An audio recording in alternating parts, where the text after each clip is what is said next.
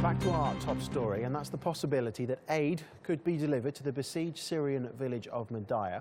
Now for more on this, let's go to Firas khaateb in the Syrian capital Damascus. He's the UNHCR's public information officer in the country and joins us now. Thank you very much for your time. Why have the Syrian regime agreed to allow aid in now, do you think? Actually, there has been an agreement, and there has been many UN requests to reach besieged and hard-to-reach areas, and we have gained access to these three areas: Madaya, Fo'a, and Kafraya. So how difficult have the negotiations been then to allow this to happen? Actually, I'm not part of the negotiations, and I can only comment on humanitarian aid delivered by UNHCR and our role in the Syrian crisis.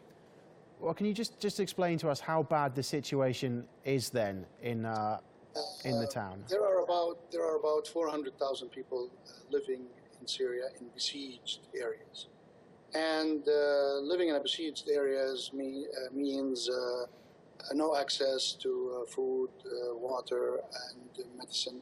So when we get a clearance to go and deliver humanitarian aid, that will help alleviate the suffering of people in those areas.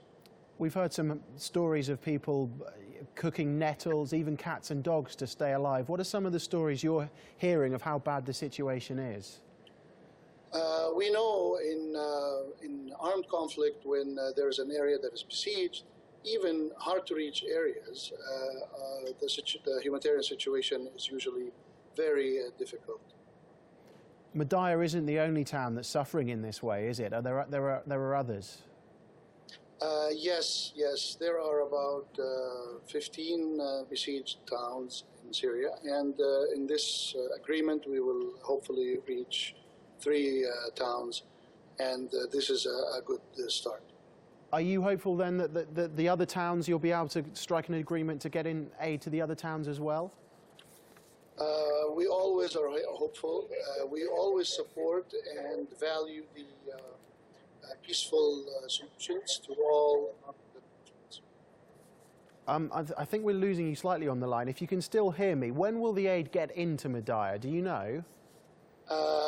I am not sure exactly when it will start, but I am hopeful that it will be in the short few days coming. And what will it consist of? Will it just be food, or will there be medical supplies as well? All kinds of humanitarian assistance given and delivered by all the UN country team in Syria.